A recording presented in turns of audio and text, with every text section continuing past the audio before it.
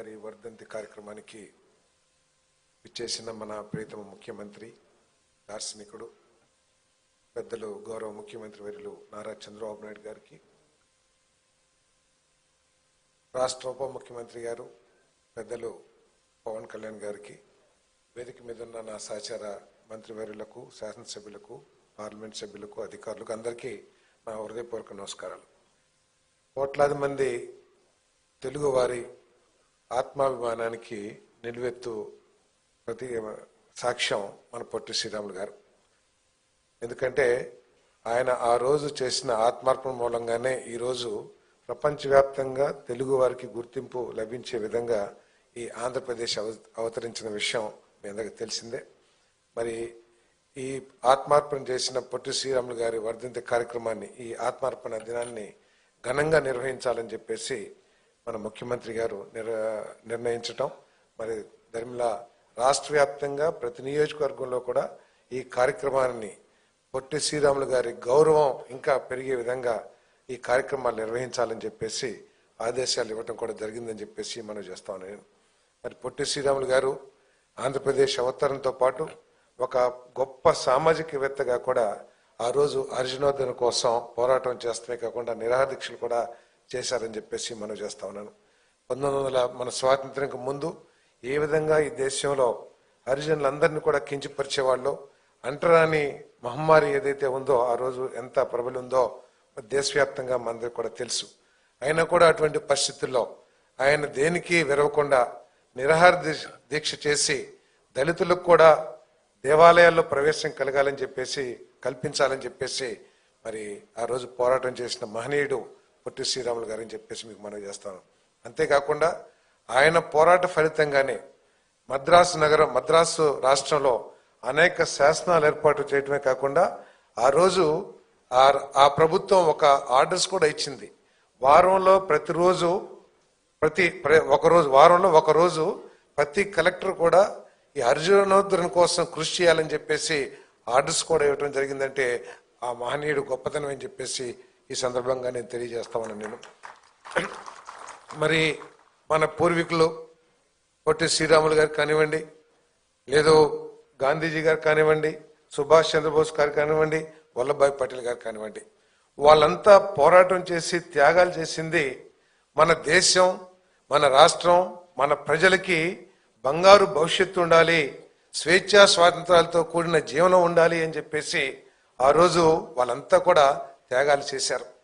కానీ ఈరోజు మనం చూసాం గతంలో ఉన్న ప్రభుత్వం ఏ విధంగా అరాచక పరిపాలన చేసిందో, ప్రజాస్వామ్య విలువల్ని ఏ విధంగా మంటగలిపిందో, కేవలం తన స్వార్థంతో పరిపాలన ఏ విధంగా చేసిందో కూడా మనందరం కూడా చూసామని చెప్పేసి మనం చేస్తాను.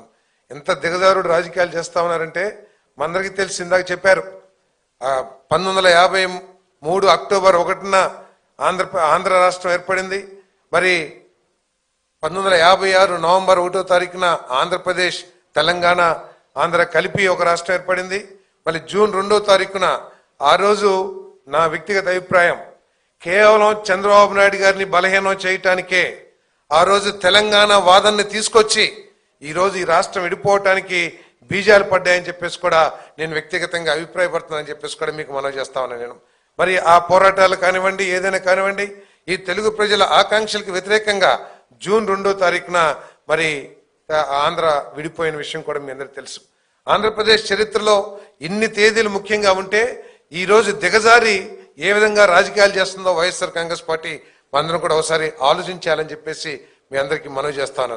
మరి ముఖ్యమంత్రి గారు ఆంధ్ర వచ్చే సంవత్సరం నుంచి ఈ ఆత్మార్పణ దినాన్ని ఘనంగా నిర్వహించాలని చెప్పేసి మరి ఉత్తర్వులు ఇవ్వటం కూడా జరిగిందని చెప్పేసి మనవి చేస్తాను. మరి ఏ విధంగా గత ప్రభుత్వం మనందరం కూడా ఆలోచించేయాలి.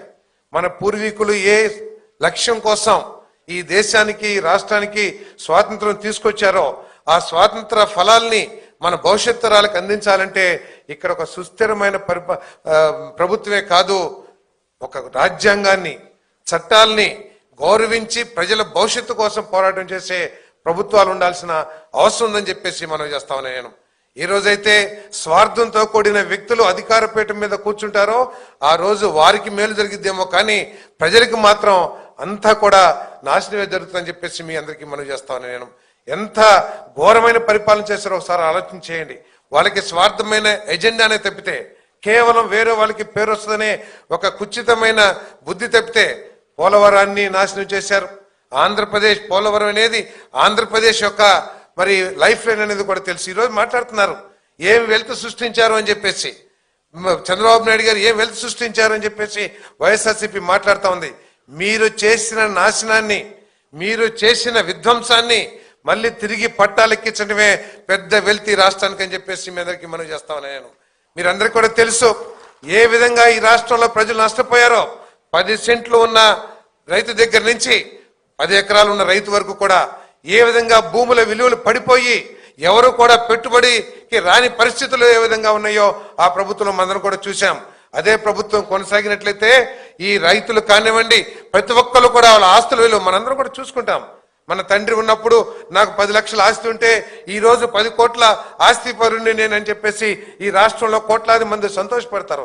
ఏ విధంగా ప్రభుత్వ పరిపాలన మూలంగా అవన్నీ కూడా ఆస్తుల విలువలు పెరుగుతాయి. ప్రభుత్వం చేసే విధానాల మూలంగా, కేవలం ఆ ప్రభుత్వం చేసిన విధానాల మూలంగా భూముల రేట్లు పడిపోయి ఏ విధంగా రైతులు నష్టపోయారో, ఆఖరికి పండించిన పంటను కూడా అమ్ముకోలేని పరిస్థితి ఈరోజు మాట్లాడుతూ ఉన్నారు.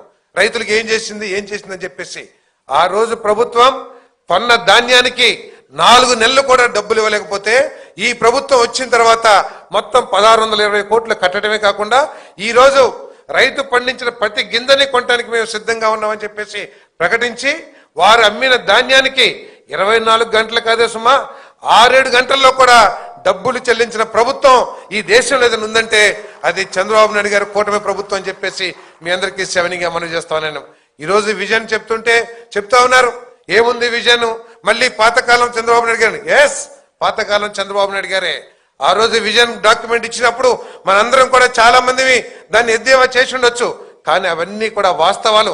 మన పిల్లలు ఏ విధంగా అభివృద్ధి చెందారో ఆయన విజన్ మూలంగా మనందరం కూడా చూసాం. ఆయన అరెస్ట్ చేస్తే ఆంధ్రప్రదేశ్లోనే కాదు రోడ్డు మీదకి వచ్చింది జనం. 138 దేశాల్లో యువకులందరూ కూడా రోడ్డు మీదకి వచ్చి చంద్రబాబు నాయుడు గారికి అన్యాయం చేశారంటే ఆయన విజన్ మూలంగానే వీళ్ళందరూ కూడా అని చెప్పేసి మనం చేస్తామని నేను. ఈరోజు ప్రతి పేద ఇంట్లో కూడా అమెరికాలో ఉన్నారు. అమెరికా అంటే బలహీన వర్గాలు, దళితులు, అమెరికా అంటే ఎక్కడో ఉందని సినిమాల్లో చూస్తూనే తప్పితే అమెరికా వెళ్ళిన కుటుంబాలు చంద్రబాబు నాయుడు గారు ఈ రాష్ట్రంలో ముఖ్యమంత్రి కాకముందు చాలా తక్కువ మంది ఉండేవాళ్ళు అని చెప్పేసి మనం చేస్తాను.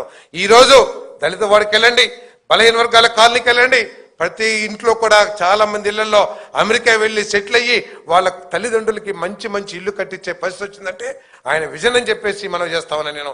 ఈరోజు సైబరాబాద్ మన కళ్ళ ముందున్నా కూడా గుడ్డి వాళ్ళకి మెల్లే ఏం చేశారు 2020లో అంటే ఒక్కసారి హైదరాబాద్ వెళ్ళండి. ఈరోజు మేము కూడా హైదరాబాద్ నుంచి వచ్చాం. వెళ్తే ఏదో ఒక న్యూనతాభావం, దీన్ని వదిలేసామే అని చెప్పేసి ఎంతో బాధతో ఉంటాం మనందరం కూడా అని చెప్పేసి మనం చేస్తాం. మళ్ళీ అటువంటి సైబరాబాద్ ఈ రాష్ట్రంలో ఏర్పడాలంటే విజన్ 2047 ఏదైతే ఇచ్చారో అదేమి చంద్రబాబు నాయుడు గారు 2047లో ఉండి ఆ ఫలాలు సాధించాలనే ఆలోచన కాదు, కానీ మన భవిష్యత్తు కోసం ఆయన ఒక విజన్ చేశారు. తప్పకోకుండా ఆ విజన్ లో ఈ రాష్ట్ర ప్రజలకి నేను ఒక రోజు అడిగాను, మన కేబినెట్ మీటింగ్లు కూడా క్షమించాలి, చెప్పొచ్చు చెప్పకూడదు, కానీ అన్నాను సార్ బలహీన వర్గాలకు కూడా తమరు ఆలోచించారంటే సారథి బలహీన వర్గాలు, దళితులు ప్రతి కుటుంబానికి కూడా ఈ విజన్ 47 ఒక మార్గనిర్దేశం చేస్తుందని చెప్పేసి మరి ఆయన మహానుభావుడు చెప్పారని చెప్పేసి మనం చేస్తాను. ఆ 2047 మూలంగా కేవలం కొన్ని వర్గాలు అంటున్నారు, కొన్ని వర్గాలకి మేలు జరిగింది అంటున్నారు. కాదు, బలహీన వర్గాలకి, దళితులకి, పేద వర్గాలందరికీ కూడా ఈ 2047 మూలంగా మేలు జరిగిద్దని చెప్పేసి కూడా మీ అందరికీ కూడా సెవెనింగ్గా మనం చేస్తూ మరి పొట్టి శ్రీరాములు గారి దేనికోసం అయితే పోరాటం చేశారో, తెలుగు వారి ఆత్మగౌరవం కోసం ఏ విధంగా అయితే పోరాటం చేశారో అదేవిధంగా తెలుగువారి మరి ఉన్నతిని ఇంకా పెంపొందింప చేయడానికి మరి చంద్రబాబు నాయుడు గారి నాయకత్వంలో, పవన్ కళ్యాణ్ గారి నాయకత్వంలో ఈ కూటమి ప్రభుత్వం చేస్తుందని చెప్పేసి ఈ రాష్ట్రంలో అందరూ కూడా స్వేచ్ఛా వాయువులు పీల్చుకుంటూ జీవించే